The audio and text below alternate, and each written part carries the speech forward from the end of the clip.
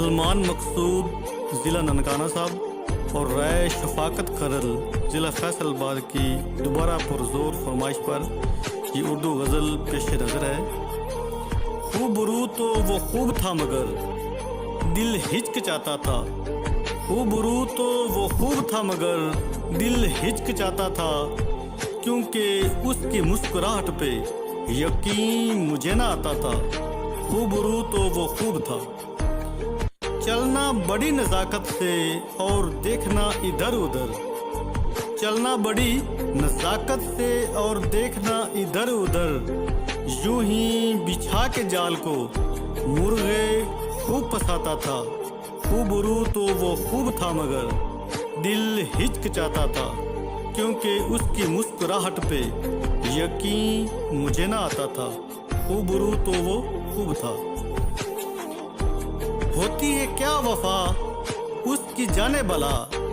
होती है क्या वफा उसकी जाने बला। वो तो नाज दिखाकर दिलों पे तीर चलाता था।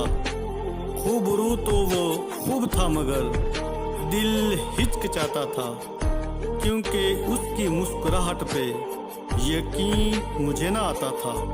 खूबरू तो वो खूब था। हुई थी मेरी भी उससे ज़ाती आशनाई। हुई थी मेरी भी उससे ज़ाती आशनाई।